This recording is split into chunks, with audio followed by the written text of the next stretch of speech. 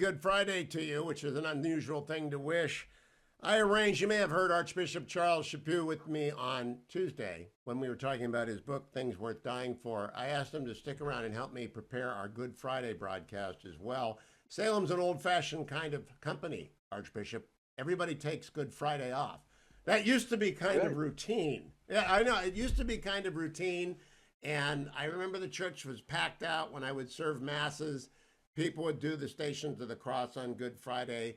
They would do the liturgy in the evening and after Holy Thursday.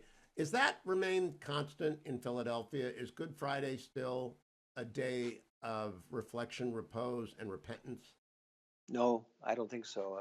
When I was a kid in Concordia, Kansas, growing up, the whole town, 7,000 people, closed down from noon to 3 o'clock on Good Friday to commemorate Jesus' time on the cross. I don't think that happens anymore. Schools remain open, businesses remain open. We've actually moved the church service in many parts of the country to evening because people don't have the freedom to attend between noon and 3 o'clock. So things have changed. Unfortunately, I think that we should accommodate in our country the religious practice of all believers, whatever uh, community they belong to, and recognize that and give them the personal freedom to commemorate those important moments. We don't do that very much, and I'm So disappointed. my kids cannot even believe that the practice in the Hewitt household, and I'm about your age, was that you sat in the living room quietly from noon to three. You could pray, you could have a Bible, but you did not move, you did not play, you did not. Of course, there were no computer games. You sat in the living room for 3 hours, noon to three, if you weren't in church. And later on, when you could serve Mass, you might be over there serving the Stations of the Cross. Although I don't think the stations were done noon to three then. I think they followed noon to three. They did. And They usually did. Yeah. yeah, and what I love about your remembrance in Things Worth Dying For, you emphasize silence. It comes back and forth. It's a sine curve in the book. You return to the value of silence. Can you explain that a little bit, Archbishop? Well, my personal practice is to have quite a bit of silence in my life every day. I get up very early.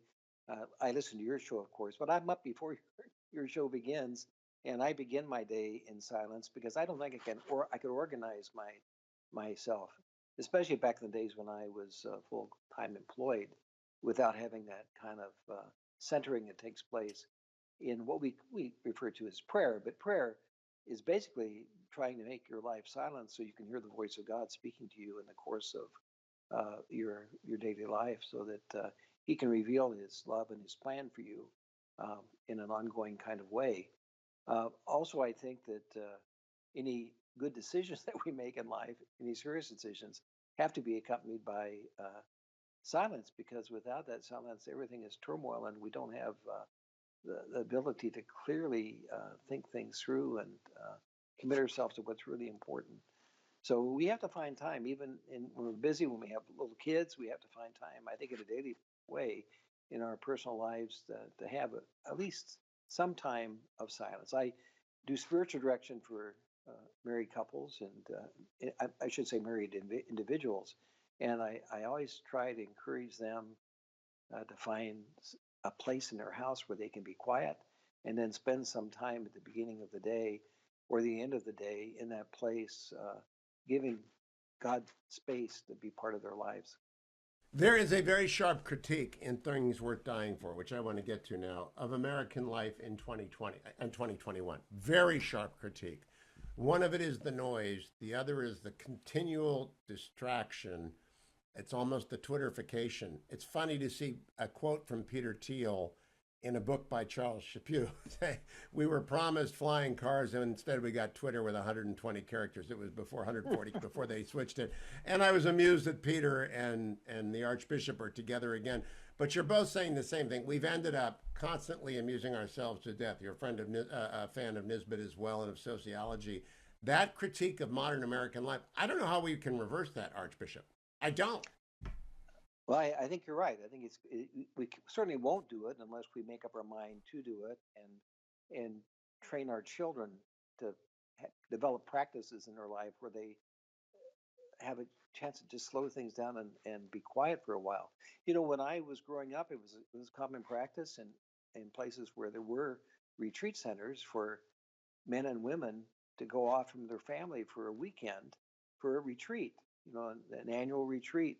It wasn't just something that nuns and priests and brothers did. It was something that lay people did. We still have those retreat centers in the church, but the people who attend them generally end up being, 60 and 70 years old rather than the young. And I think that it really would be important for us to discipline ourselves to silence so that it can be effective at transforming our lives. Well, I Uh, read Things Worth Dying For as a message to the church as a whole, not just Catholic Christians, but to Christians writ large, to understand the challenge that is ahead in a hostile culture. Now, I've worked my entire life to get the majority on the Supreme Court that we got. We finally have 6 originalists, and yet you point out the Bostock decision is deeply disappointing to most people who believe in a creedal faith because it treats the differences between men and women as erased. And you're right about that. I'm not as alarmed by you because I believe it will be subsequently narrowed, if not overturned, by the new court with Justice Barron on it. But tell people why you're disappointed in the way that the legal structure in America has evolved. well, you know the legal structure of America in a way I don't, since you're a lawyer, but I know it in terms of how it has affected our church. I used to be naive about the legal system too in the United States, thinking that our country had developed a system that was objective and fair. And I've discovered through the course, especially in my life as a bishop, where I've been sued quite a number of times, not personally, but sued as the head of a local church. I've been very disappointed about how political the judicial system of our country is. That is especially the case, I think, in a place like Philadelphia, where the court system here is perceived, I think, nationally is very political. Um, and when things are so political, it's difficult to get a fair hearing sometimes. And I think it's even difficult today to stand on the principles of religious freedom, uh, which have been challenged so often in recent years. And I think This the is reason for that. Go ahead, please. Well, I think I'm an optimist because I believe the new court will stand with the Archdiocese of Philadelphia in the lawsuit that you were forced into when it came to foster care. And I thought you set it up expertly in the book, Things Worth Dying For, by quoting the University of Pennsylvania study on the benefits of the Archdiocese of Philadelphia to the people of Philadelphia. And then you, subsequent to that, brought up the lawsuit. But the locals are attempting to stop the church from being in foster care because the church is adamant that children that they sponsor into foster care go into a family with one mother and one father who are biologically joined in marriage, and two same-sex couple parents cannot adopt out of the Catholic foster care system. And you defended that. That's in front of the Supreme Court. I think you're going to win, Archbishop. I'm glad you brought that lawsuit because I believe you're going to win, and it's going to be a bright light. If it isn't, I'm really going to despair. What do your lawyers tell you? I mean, you're retired now, but if I'm wrong about that, I'm really wrong about everything. Well, I hope you're right about that. And our lawyers are very optimistic. We're blessed to have the Beckett Fund managing the case for us. Otherwise, we couldn't afford it. They've been extraordinarily helpful to us with that case. But there's still a chance we'll lose it. Everybody knows that you don't have a decision until you have a decision. So we pray and hope for the best. But our church can't recognize same-sex marriage as being marriage because we think that the order of creation that's described in the book of Genesis is God's plan for the world, and He made us male and female, and He told us to increase and multiply. And same-sex marriage arrangements don't lead to the increasing and multiplying. Of course, you can artificially conceive a child these days, but that's not the same at all. And it's really contrary to what we call the original order of creation, which is God's plan. And for us to try to change that is really an act of idolatry, where, like Adam and Eve, we want to be like God and make decisions for ourselves rather than submit to God's plan for us. And the most bracing thing in Things Worth Dying For on this Good Friday show is that you say there is no concordat possible. And when we come back from break, I want to talk about there will be no peace agreement between the church and the culture because there can't be, given what the church teaches. It's bracing, it's clear, it's firmly stated. His new book, Things Worth Dying For, available in bookstores everywhere. I want to go to page 23, Archbishop. I mentioned it before the break. Believers can expect a difficult road.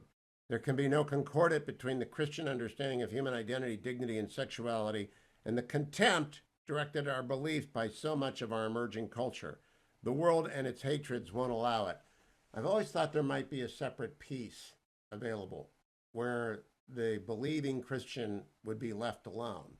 That's clearly not going to be the case. So they either are going to have to win and reestablish their freedom to believe and to practice their belief, or they're going to be, I don't know what's going to happen, actually. The gloomy side of your book is you don't know what's going to happen either, and the light could go completely out in America. That's right. I certainly hope that's not the case, but our country doesn't have the same kind of guarantee that Jesus gave his church community, where he said he'd be with us always and the gates of hell would not prevail against the church. But unfortunately, that's not the promise God's made to our country. So in order for our country to effectively live energetically into the future, I think it has to recommit itself to its founding principles, embrace them wholeheartedly, not make exceptions to them because of the changing culture. Because if we don't have a common commitment to what our Constitution stands for, there's no way for our country would hold together. Because the only thing that holds us together is the Constitution. Because we come from many different places, many different backgrounds. We don't have a common language anymore, even although English is certainly spoken by most people in our country.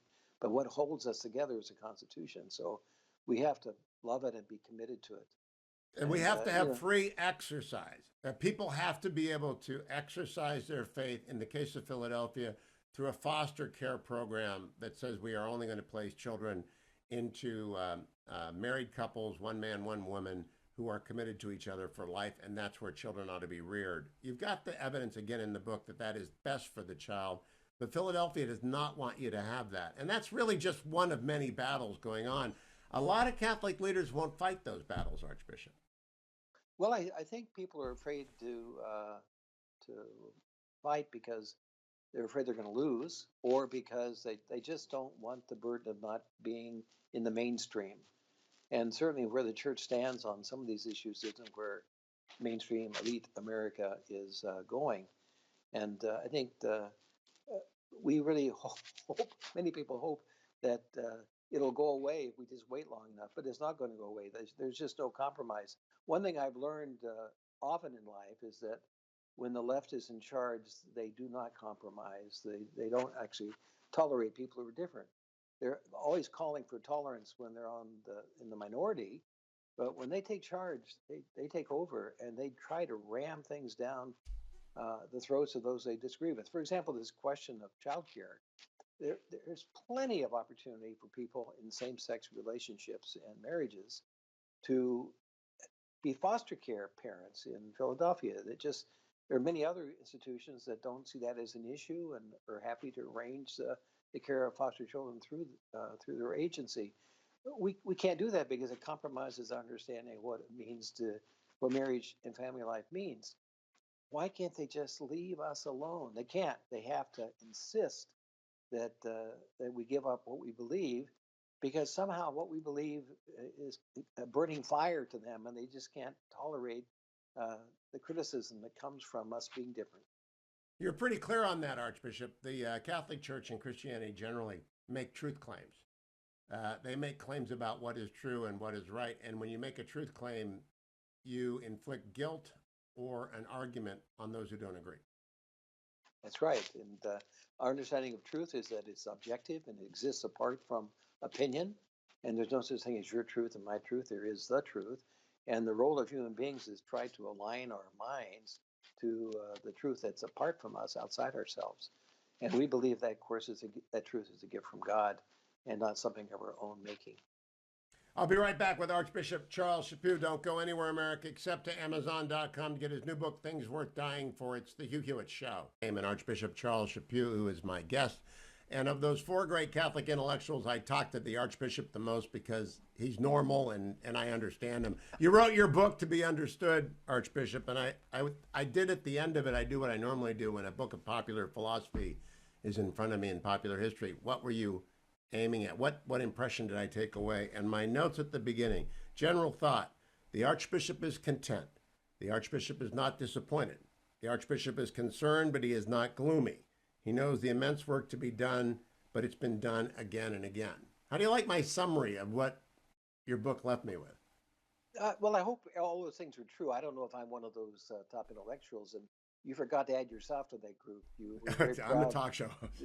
We're proud that you're an intellectual, though. You're a conservative intellectual, and even though you are an unusual kind of Catholic, since you're a Presbyterian Catholic, you're a very good Catholic, and we're very, very grateful to God for that and proud of Thank you. you. I am a bit more disappointed about the way life has gone than the book would indicate, I think. I'm worried very much about the future of our country and the future of our Catholic Church and Christianity in general, of course. I'm a person of hope. One of your guests this week talked about hope not being a good strategy. Well, I think it's a necessary strategy for people who are believers because we trust that God's going to bring all this to a good conclusion in the end, even though we have a lot of indications it's not going in the right direction. So I hope that the book does encourage people to recommit themselves. And in order to recommit yourself, you have to have some kind of hope, whether that's in a marriage or in the job or whatever. Hope is kind of a fundamental strategy for living life to its fullness, which I hope my Hope book gets helps people Christian to do. across the river. That's true. Pilgrim's Progress is a book that has eluded me forever. I've started it 25 times, Archbishop. I've never finished it. The language is just not. C.S. Lewis, I love the Lewis. I'll read Chesterton. I'll read Tolkien endlessly. Pilgrim's Progress, I'm glad you summarized it because I've never finished it. But you have Christian the Pilgrim on the gates of heaven. He has to get across the river, and his last friend is hope. That's right. And I think that's necessary for all of us. Even when we're on our deathbed, I think we have to hope that things are going to end up all right at that passage from this life to the next one. By the way, I share your difficulty with Pilgrim's Progress. It is a difficult book for modern people to read because of its style, but a lot of the classics are. You know, Yeah. I tried to reread. Which one was it? Count of Monte Cristo last year, and found it very, very difficult to read, even though I loved it when I was a young kid and I read it. Yeah. My That, taste in books has changed. well, you are a lover of history as I am, and I think that comes through. But you also read a lot more church history than I do. And before we go to break, and we'll come back next hour, what is the emphasis on church history? Why do you think that's so important for even laymen to know? Well, we need to know that the church, we Catholics have a unique understanding of the church in the Christian community. I don't know if many Protestants would refer to the church as Holy Mother, the church. People see the church as a community of believers, important to their lives. But for Catholics, the church has an identity apart from a particular time and place, that she really is our mother from whom we receive life. And because of that, it's important to know the history of your family, your mother. And we've had difficult times in the church in recent years, the sexual abuse scandal, for example. But if you understand church history, you see that the church has recovered from horrible kinds of experiences like that in the course of history. In some ways, the worst being the Protestant Reformation, where the church was deeply divided and remains divided because of that. So reading history helps you not to repeat it if it's bad history, and also to have some kind of hope and consolation if things aren't going really smoothly. And we learn You know from the people who were smarter than us. People in the past are sometimes smarter than we are. Yeah, the lowest point of the book, but it's not the low point of your life, is going to the synods, three of them. The first one good, the second two not so good, and you remark that you were scandalized at the conduct of the synod. And I want people to understand that's not exactly new in the Catholic Church, right? Machiavellian politics in the church go back a long time. Yes, but people like myself don't expect that to be the case. So I mean, I really do have an idealized expectation around church, and especially the church at the highest echelons. And having become a bishop, I've seen that that expectation is not ever met, and that sometimes the things we idealize are just as incompetent as we are ourselves. And it really was, as you say, Machiavellian. My experience at the two most recent synods that I attended. When we come back, stay tuned, America. When I talk at length with the Archbishop, we're going to be talking about death and dying, thoughts at the end of a career as you've got 10, 20, 30 years left of life. The road ahead is a lot shorter than the road behind. Archbishop Chaput does it all in this book, Things Worth Dying For, which I strongly recommend to all of you on this Holy Week. The reading that you might want to do if you didn't do anything during Lent, right here, Things Worth Dying For. Stay tuned. Hugh Hewitt, joined by my friend Archbishop Charles Chaput of Philadelphia. Hello, Archbishop. How are you? I am just fine, Hugh. How are you this morning? Well, I'm troubled. In our many conversations over the years, I've reconciled with the fact you're a Steelers fan, an Eagles fan, a Broncos fan. But until I read your new book, Things Worth Dying For, I did not know you had a Detroit connection. You're actually in the, I did not know the Michigan stuff until this, so I want to get that out of the way for people. We started high, let's go low. Right. You go back to a Governor General of Detroit. You're partially responsible then for Detroit being in the Union. We could have left that with Canada. I imagine so, but I didn't have anything personally to do with that. I was just blessed with good ancestors. I was fascinated actually by your family history and the point that you make about why we love it. Give people a little sense of the name Chaput and where it comes from and how far. I had no idea. I had you pegged as the Potawatomi Indian, the tribe member, first Native American Archbishop, all that stuff. Didn't know about Louis the 13th, Henry the 13th. Actually, it was Louis the Ninth. He Louis the a Ninth. saint. He was a saint in the Catholic Church. On my mother's side, we have an ancestry that goes back into France very clearly. But one of my ancestors was Robert Navarre, who was the Governor General of Detroit. And one of his sons, I guess, became a fur trader and traveled down to Indiana, what is now Indiana, where he met my great, six times back grandmother, who was a Potawatomi Indian. Her name was Angela Ketchkwe. And their family eventually was removed from Indiana, ended up in Kansas. And that's where my French Canadian grandfather met his wife, and my mother was born. And that's my connection. That's why I like that chapter a lot. In fact, at dinner last night with Bud the contractor, I was recounting your genealogy and preparing for this interview. And I said to him, I think older people, and I'm included among this, love genealogy because it reminds us that we have long paths and we have long futures in the form of our children and our descendants and our collateral descendants and the world. So if you look backwards, you're actually looking forwards. And that's why you recounted it, including whether or not you're related to St. Louis. I don't know, but you don't know. But it's fun to think about. And people are now focused on it. And it's important. I tell my law students, Archbishop, on the first day of class, you didn't get here. You're in a law classroom, and there are two stories, the stories of your country and the stories of your family. And we talk about that because everybody gets here by a long line. Yes, I think it's important to mention our country, too, because our country is our ancestors on another level. And if we don't know that ancestry, our country's in trouble, just like our family's in trouble if we don't know our ancestors biologically.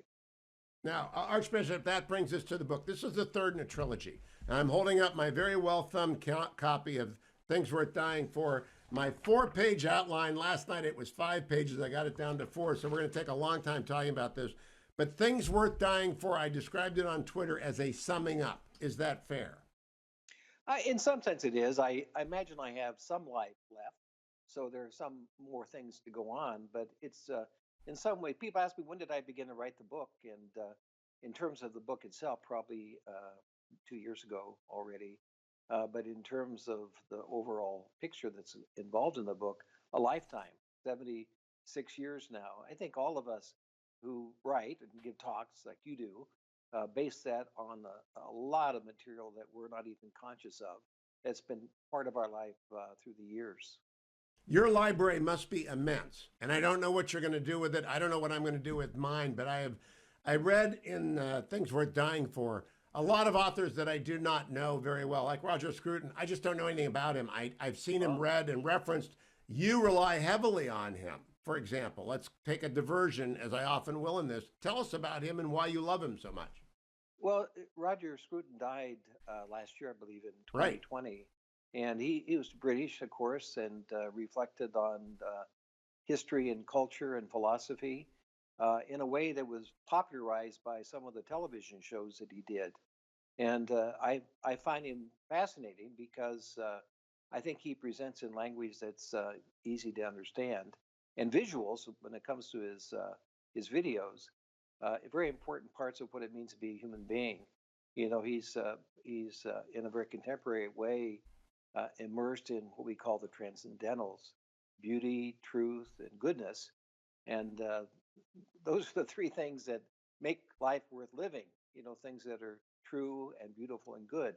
And if we dedicate ourselves to embracing a life that involves those three characteristics, we're going to be very, very happy human beings. If we don't, we're going to be unhappy.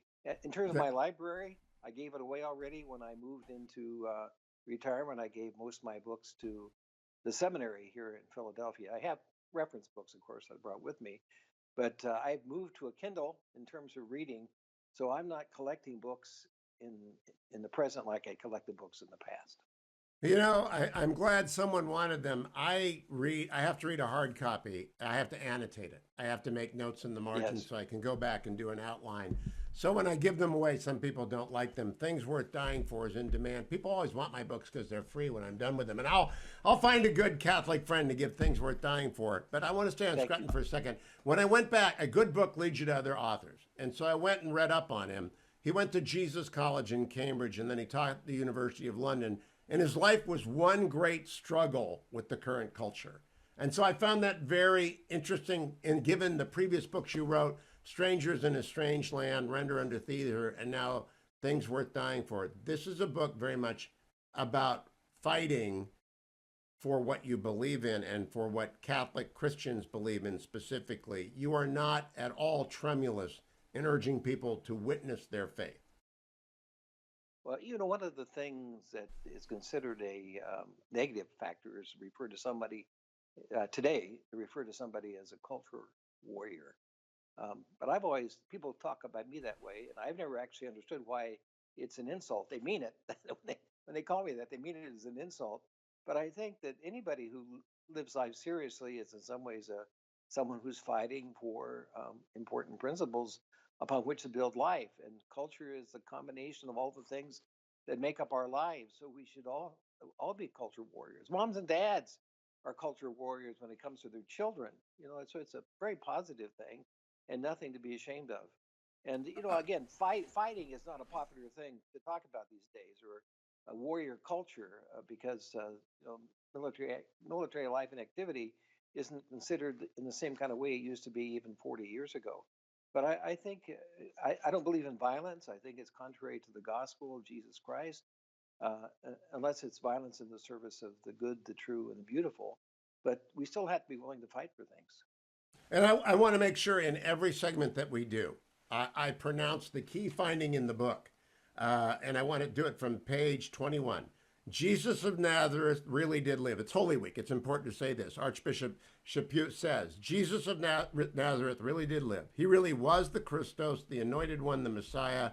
He really did suffer and die and rise for us. And the proof is the fire he left in the hearts of those who knew him, a passion that reworked the course of the world. It is Holy Week. Unless people accept that premise, Things Worth Dying For will not make a lick of sense to them.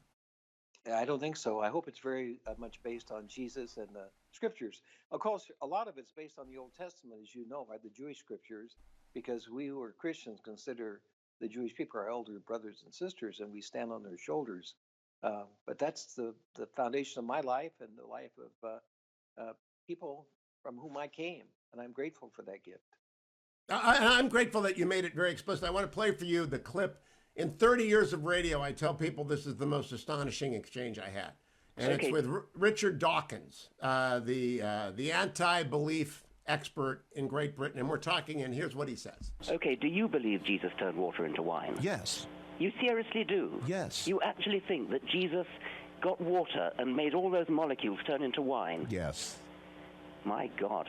Yes. Okay. My God, actually not yours. So Archbishop, he Good for kind you. of he summed up the attitude that you talk about in Things Worth Dying For. We are living in a culture that is increasingly, it's not just postmodern, it's not just post-Christian, it's hostile to Christianity. It's hostile to Christianity for a lot of reasons. I think primarily because Christianity, if lived faithfully, challenges a lot of the givens of our culture that the culture is very attached to. For example, human life and marriage, as we understand it as Christians, is not respected very much in the culture of the United States today. Abortion is accepted in a common kind of way, and the meaning of marriage, of course, has been changed very much and even dismissed. People aren't marrying like they used to. They're not having children at all like they used to. And lived Christianity challenges those kind of basic things of life, the meaning of life itself and the meaning of family, the two things that are at the heart of who we are as individuals and as communities. And because of that, the church is under attack all the time in very unjust ways by people who don't really understand the church. When we come back, I'm going to talk at length about the Philadelphia lawsuit, but I do want people to know, I haven't even begun to go through the book yet. Family is at its center. And I don't know if you organized your chapters. You put the World Family Conference that you oversaw in Philadelphia right at the center of your book, Things Worth Dying For, sort of a capstone of your ecclesiastical career. And it did what it was intended to do. It elevated family as a key part of Christian life. Is that the thing of which you are proudest, Archbishop, of your work? It certainly was an extraordinary event, and I'm deeply grateful to the people of Philadelphia who made it even possible. It cost a lot of money at a time when we were really broke as a church, and it took hours and hours and hours of thousands of people putting it all together. And of course, we're grateful to the Pope and the people in Rome for making Philadelphia the center of this gathering, and I'm happy that Pope Francis came for it. Would it be the most important thing I've done in life? I don't think so. I think that baptizing a baby is more important than any of that. And witnessing a Christian marriage is more important than any of that. Forgiving someone's sins and confession is more important than any of that. All those things. Who's going to remember the world meeting of families in a few years? But they'll remember the baptism of their child and the marriage of their spouse. Okay, I'll pick up on that because it was a big public witness of faith in the United States. That's why I liked it. It was 800,000 people. Is that how many people turned out on the day that you and Francis went through town? At least that many. I was blessed to ride along on the Pope Mobile and see all of them, and they were really an incredible crowd. Well, what it sent to me, what it should have said to the entire United States is do not underestimate the deposit of faith in the United States. And I think it's much bigger than DC culture and elite culture. One of the themes of Things Worth Dying For is that elite culture has to be resisted. Is that a fair statement, Archbishop? I certainly agree with you 100%. I think that elite culture is the most worrisome part of the culture of our time. And why is that? Because it's arrogant, and because it is in the process of trying to lead our country in the wrong direction in so many ways. It's the greatest threat to our country from the right or from the left. I've been absolutely convinced throughout my life that it's from the left. Back when I was a younger man, before I became a priest, even when I first became a priest, I would have been much more sympathetic with the liberal side of things. But as time's gone on, I've seen that has led and continues to lead people in the wrong direction, both in terms of personal development, but also in terms of the basic values of our country.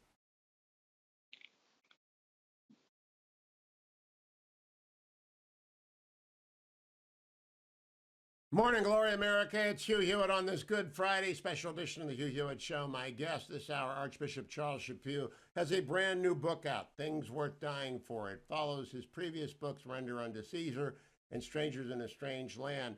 He wrote it in retirement after he had to retire, and I told this, Archbishop, to my friend Dr. Mark Roberts this weekend. We were having meal together, and he's writing a lot about the aging part of America, the final third of America. And you're writing about the final third of life, about death. And he immediately went and bought it on his Kindle. Said he's got to read what you have to say about it because you have more behind you than you have in front of you, even if we go long. My grandfather went to 101. I don't know if you have a long-lived gene in your family. Maybe we'll go long, but we're both on we're on the downslope, you and I both. And so I've often thought about death and dying. Back to when I sat down with the Dalai Lama in 96, he told me he thinks about it every day. Your whole second chapter is about preparing for death by thinking about it and why that's important. Can you expand on why? I mean, you wanted to write. It's not gloomy, by the way. It's happy, but it's necessary. Well, I think it is necessary for Christians. Those of us who grew up as Catholics can remember holy card pictures we saw as kids where saints were pictured holding a skull in their hand, or a skull was on the desk where they were sitting writing. And for people who don't come from the Catholic tradition, that might seem like really strange stuff. But it's something that's very important for life. That in order to live life fully, we have to understand where life's going. And if, as a believer, we believe that the options at the end are heaven or hell, which is what Christians believe, then we ought to live our lives with one eye on the future, which to help us make sure that we make decisions in the present that lead us in that direction. You know, our understanding of hell is separation from God. That's a result of our own decision, that we've become the kind of persons by our decisions that have excluded God and other people from our lives, and we're not able to receive the gift of eternal life because we're so preoccupied with ourselves. It's like an eternal pout in the face of God's goodness. And so I think that thinking about death in the terms of not the suffering of death or the pain of losing your, but just thinking about our future, our eternal future, helps us to live good lives. You know, my friend David Allen White was the first one who introduced me to the four last things. I don't know. I skipped it in 12 years of parochial education. No one ever wrote out the four last things, which are death, judgment, heaven, and hell. And his admonition, which is I find in Things Worth Dying For, is that every Catholic, and that would be more generally every Christian, ought to reflect every day on the four last things: death, judgment, heaven, and hell. Can you expand on why that practice? When did that get started, Archbishop? Well, you know, I remember my pastor when I was a child in grade school preaching about the four last things. Monsignor Emil Duchesne. I have happy memories of him. He was a very good priest. And he would give a hell and brimstone talk about hell and heaven more than once a year. So it really was. You know, I'm 10 years older than you, or maybe more. I don't know exactly, but so we really did hear those kind of things, and they were important for us. Um, you know, we Catholics also believe in purgatory, which is a position we take contrary or different, I should say, from our Protestant brothers and sisters, because we believe that after death we might need to be purified in order to fully enter into the presence of God's love for us. But our understanding of purgatory would be it's part of heaven. Because in the end, there's only two things: either heaven or hell, and purgatory is just a process of being more fully incorporated into what we call heaven. Yeah, I'm glad you actually spent a lot of time, because it's very difficult to explain purgatory to a non-Catholic. It's got to be sort of a daily understanding that you've won. You got the lotto ticket. You just can't cash it in for a while. And sometimes the turning into the lotto ticket may require quite a journey, and it may not be pleasant. You do not downplay suffering. You know, one of the things that I like to do with my sister, I have an older sister. We have a very good relationship, but I tell her that when we die and are stand before the judgment of God, I'm going to know all of her sins. She just hates the thought that I would know all of her sins. But that's what we believe. We believe that in the presence of God, I'll know all your sins and you'll know all mine. And the things that are hugely embarrassing to us will become public knowledge. And they won't be a source of shame for us so much as an opportunity for us to give glory to God for loving us despite our sinfulness. But you know what it's like to be humiliated and to be deeply humiliated. And in some ways, we can say that's an image of purgatory, where we come to know how sinful we are and how we've rejected the graces of God in our lives. it's going to be hugely embarrassing. And to grow out of that into accepting the mercy and love of God is what is a process of being purified. Purgation, that's where the word purgatory comes from. So it's not a place, it's a state of being purified for the fullness of God's love. Now, in Things Worth Dying For, you make about a dozen references to the gift of confession.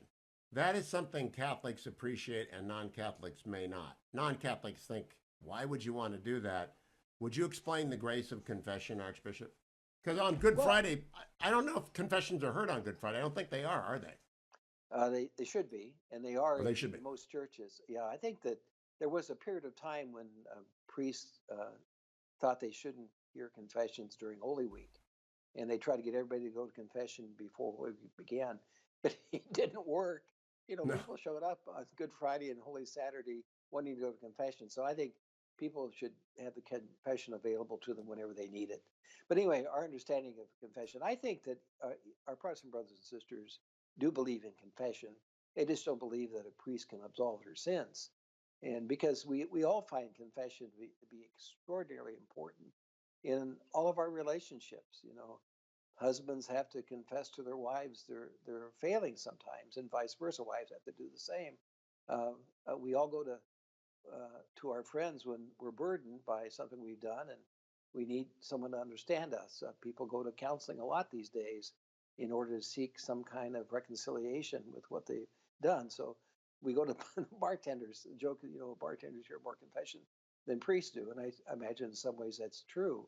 So confession isn't the issue. It's whether or not Jesus has given his church the power to forgive sins. And Catholics believe that he has, and that authority to speak in his name is given to priests. You know, we know in St. John's Gospel, Jesus said, whose sins you shall forgive, they are forgiven. Whose sins you shall retain, they are retained. And our understanding of Christian tradition is that authority has been placed in the hands of the clergy of the church. So confession isn't the issue. It's whether or not Jesus's words about the church having the authority to forgive sins resides in the minister. Now, this might be a prompt. This might be a prompt for people to go to confession on Holy Friday, etc. But I read everything you write with the understanding you've heard thousands of confessions, and so you had an advantage over every other writer that I read who's not a priest, because you've actually heard the real deal. I mean, people are supposed to tell you what they've done wrong and what's wrong with their life and what's right with their life in a confession.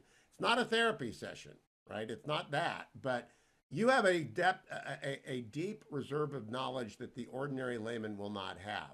What does that knowledge tell you, Archbishop?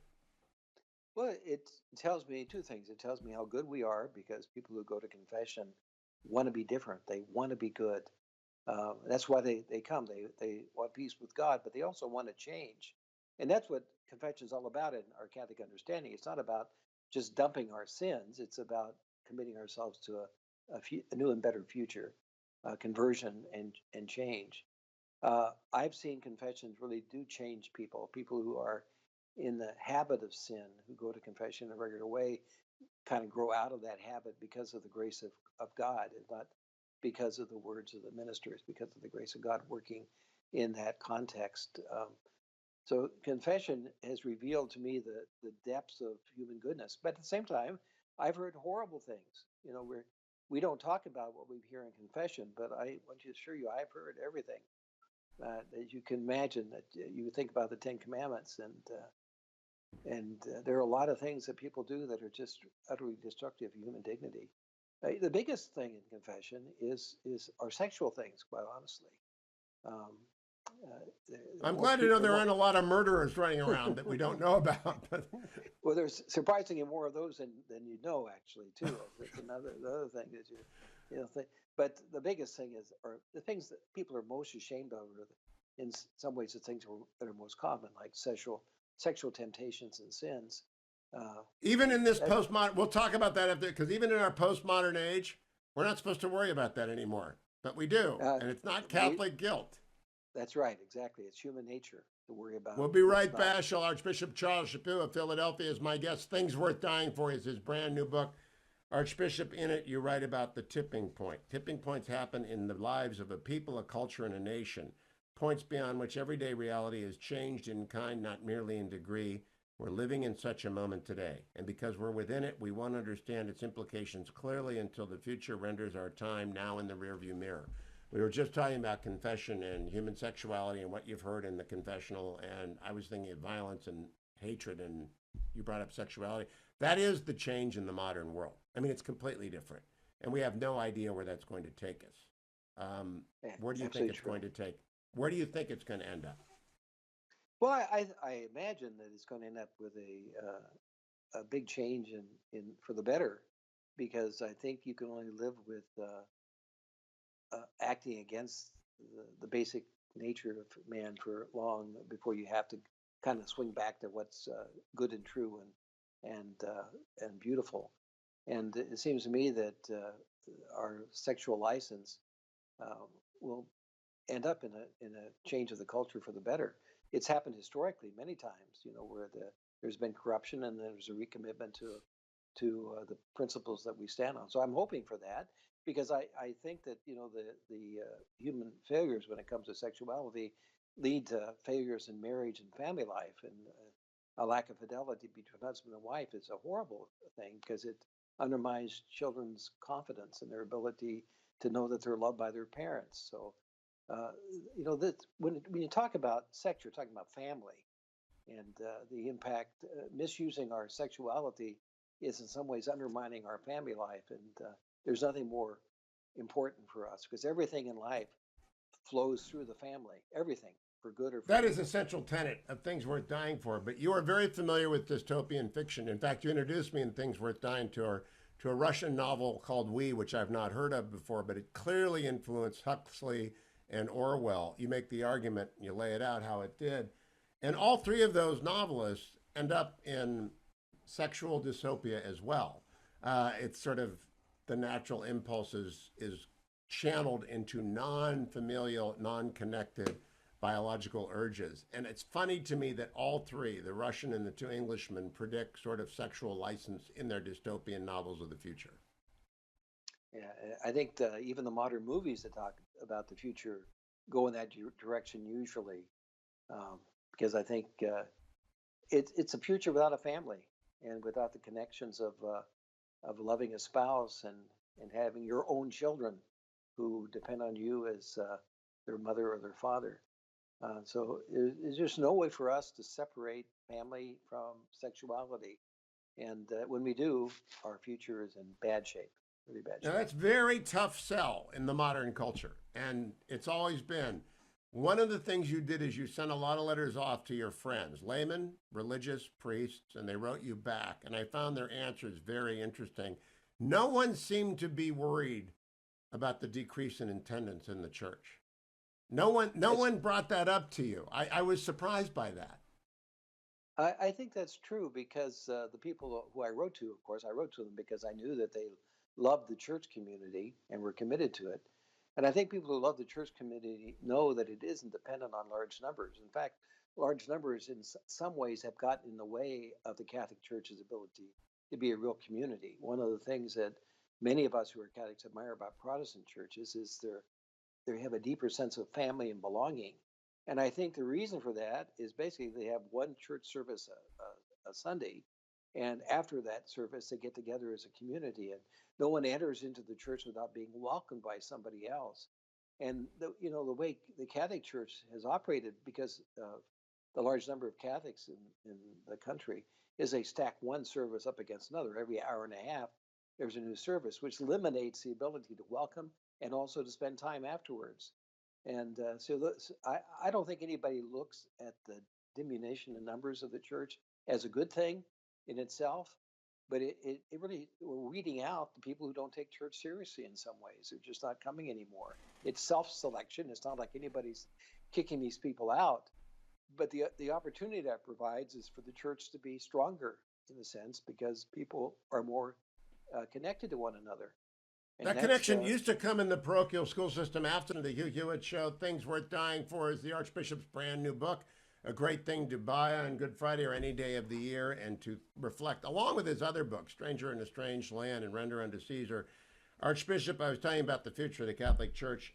Your book reminded me a little bit of Lincoln's second inaugural, just a little bit, because you say we remain a great and a good nation, but a nation of chronic racial injustice, agreed, deep sexual dysfunction, undeniable, self-flattering elites, I live among them, I'm part of them, great disparities in wealth, a true, and intentional destruction of more than 50 million unborn children, entire generations of a now dead future.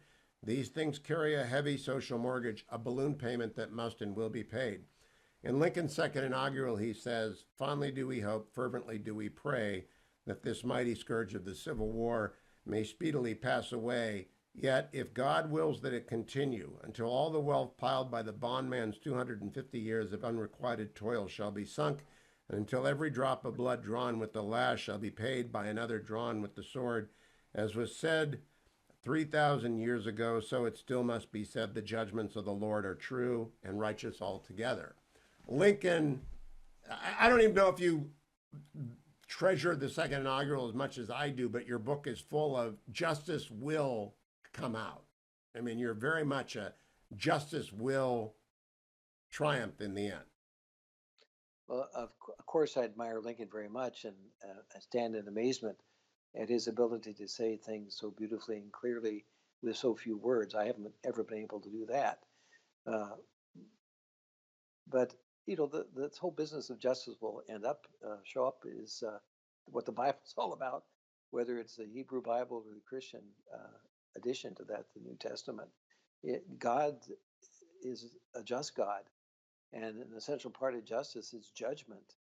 We don't like judgment these days. We say we shouldn't judge one another because the scriptures tell us that. But what the scriptures mean by that is we shouldn't judge someone's heart or their soul.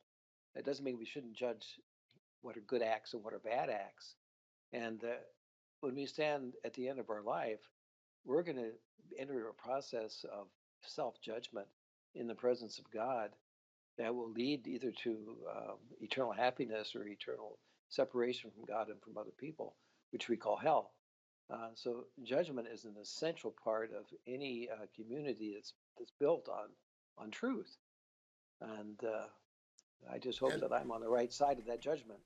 I think you are. And I think the laser focus of things worth dying for is the culture around us, which is a culture of contempt for religious belief. I mean, it's in the water, it's in the air. Contempt for believing what you and I believe, that, as I said at the beginning of our conversation, I won't repeat it, Jesus is real.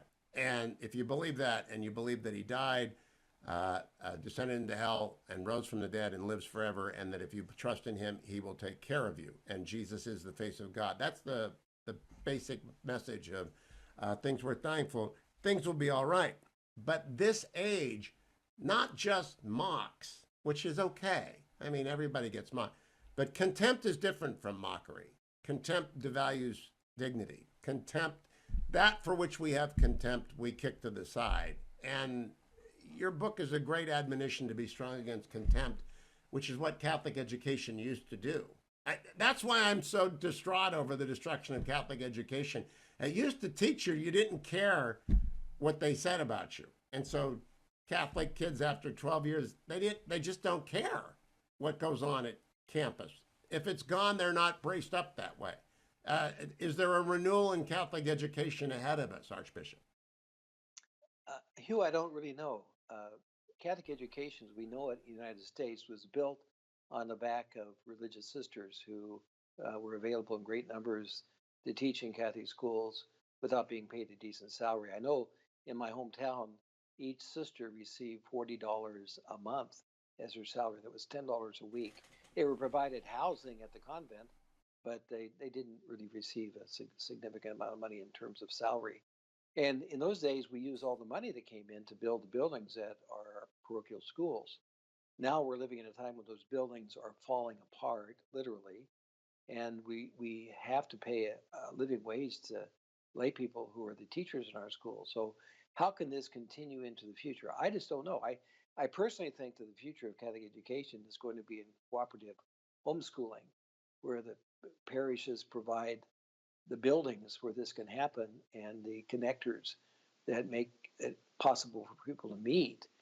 And that'll make it affordable. The reason Catholic education is not working now is because it's not affordable, because it was built on presuppositions that don't exist anymore about large numbers of people going to church and giving a little bit of money in order to support the institutional activities of the church. Now we don't have large numbers of people coming, and they're still giving the same amount of little money. Generally, Catholics are not very good givers when compared with Jewish and Protestant believers.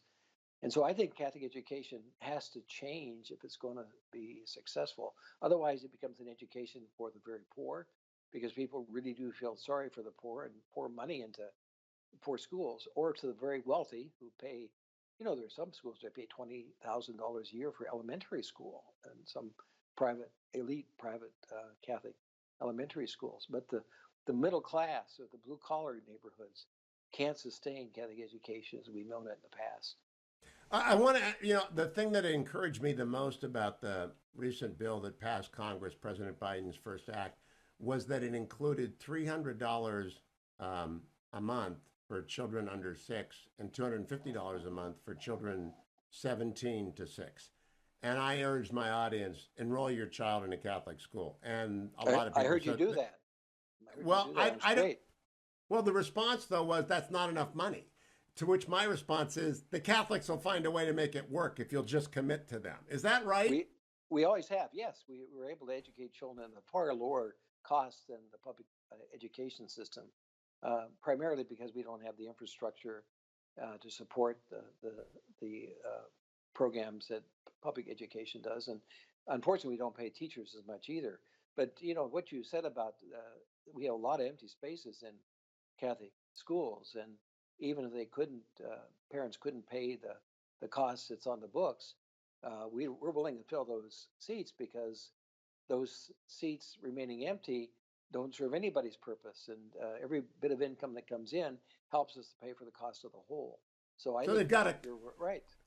Call up the parish priest or call up the parish principal and say, I have $250 a month. Can my kid go to your school? And because it's new, now is the moment to take that opportunity. Because otherwise, I don't know how the church regrows. And that's, I want to make sure I close with this. You admonish people. A good skepticism is always moderated by hope, humility, and prudence. Cynicism is a very different creature. I don't want to be cynical about the future of the church, but I do see it kind of drifting left, fading on quicksand, afraid. I actually think the church in America is afraid, Archbishop. Do you agree with me about that? I agree with you. I make a distinction in the book between cynicism and skepticism. Correct. And I think there's a really big difference. I think we need to be skeptical about the future because we really don't know. But the church is afraid, and we're afraid of the truth, and we're afraid of the culture in which we live, and that leads to paralysis and inaction. So I think that we need to overcome our fear and have great confidence in Jesus Christ, and then risk things. The church has often risked things for the good, the true, and the beautiful, and we need to continue doing that.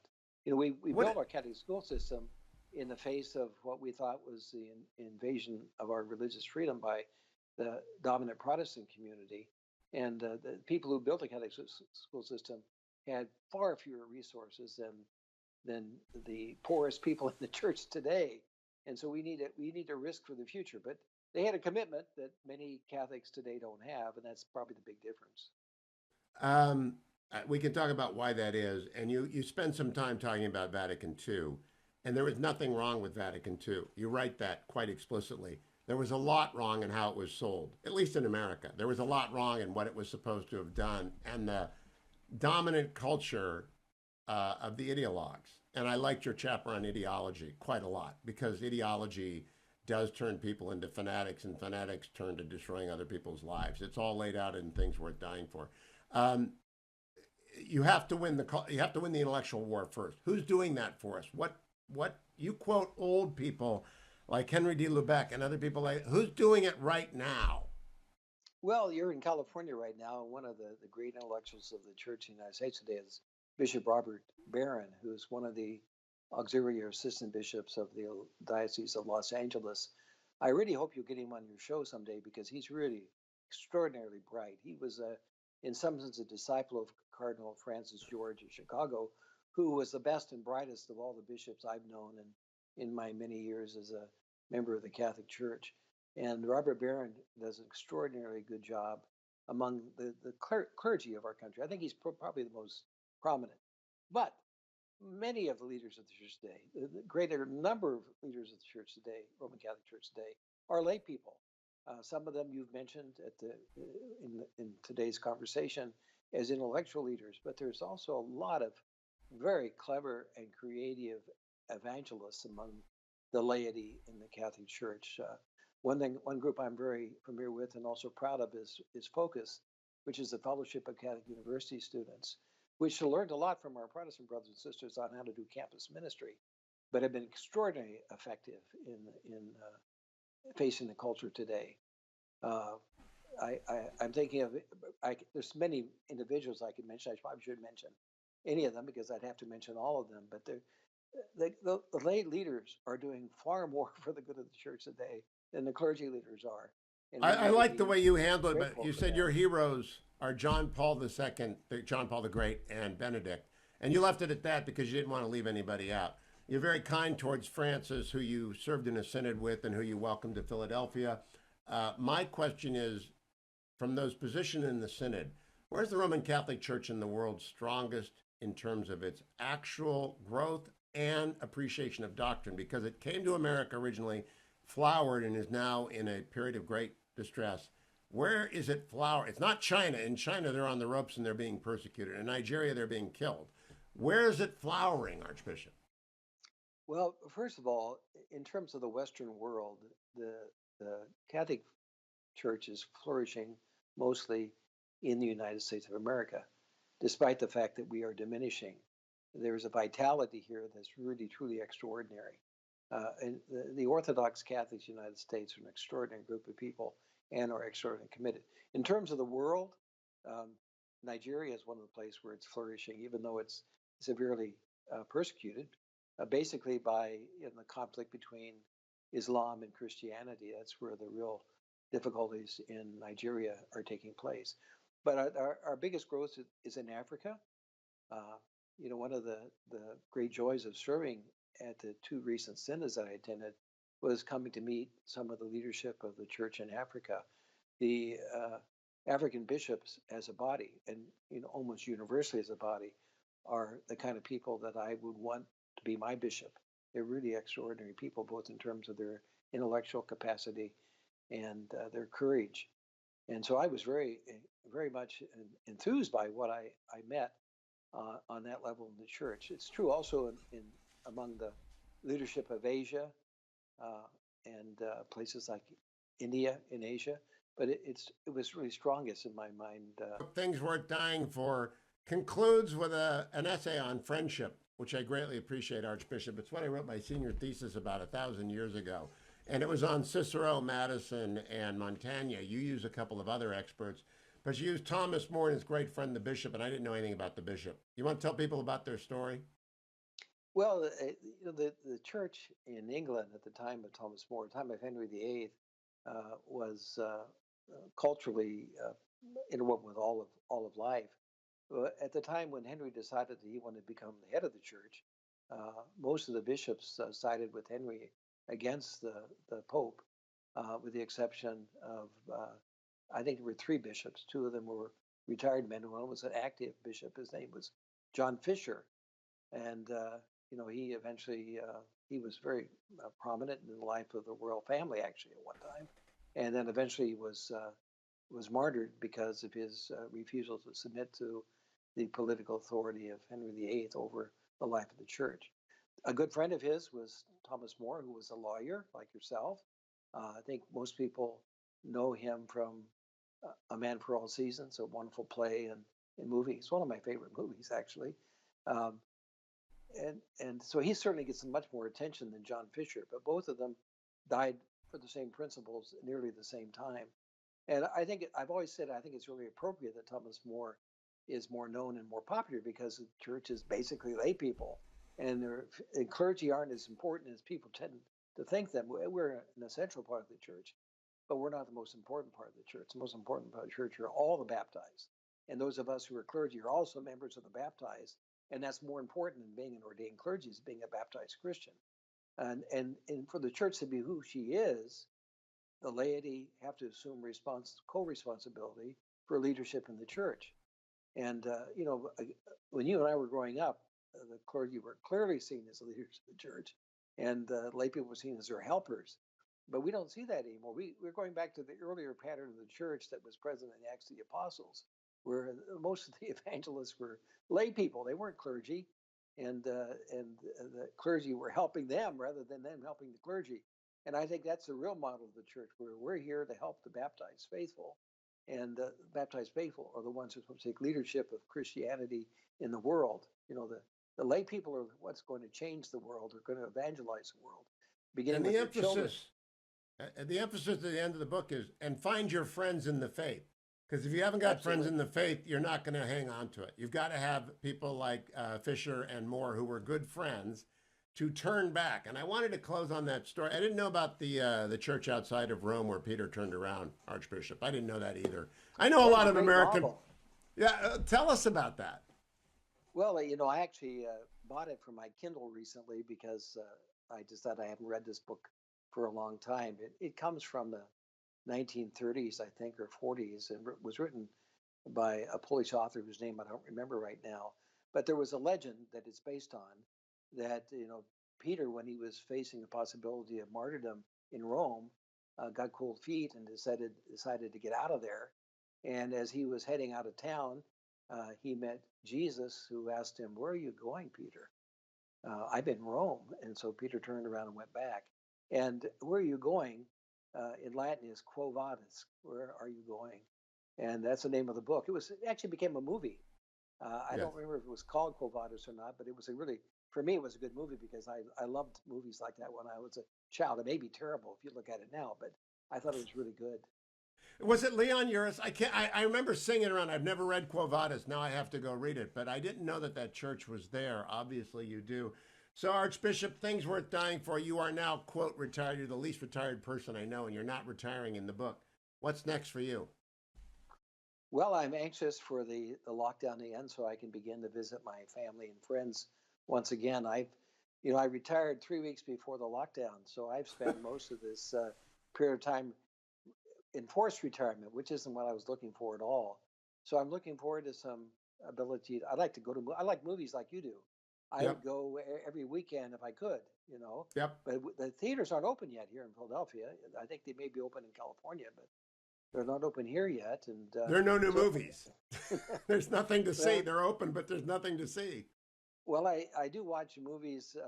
Warner Brother movies, I guess, now are on HBO. They open up simultaneously here and in theaters. But movies aren't the most important thing in my life, but they are important. They're a reflection of our culture. They're a distraction from the boredom of ordinary life, and they refresh me to become more involved in life as God gives it to me. So I'm in good health. I hope that I do some travel. I'll be doing some speaking, and it's hard to keep me quiet, so I'll write articles about matters that disturb me in our culture. And I'll continue to listen to Hugh Hewitt every morning at 6 o'clock Eastern Time. That's And sobering, Archbishop. That's always sobering to me to know that you're listening. I can't get anything wrong. I can't be theologically incorrect or I'll get an email. You are Well, a thanks for great your correspondent. You are a Thank great friend. The reason I'm back an active Catholic is because of the Archbishop 20 years ago. So, Archbishop, good to see you. You look great. Things worth dying for, America. Go and get it. Enjoy it. Have a holy Good Friday and a wonderful, glorious Easter. He is risen. He is risen indeed. I'll talk to you on Monday. Thank you, Hugh.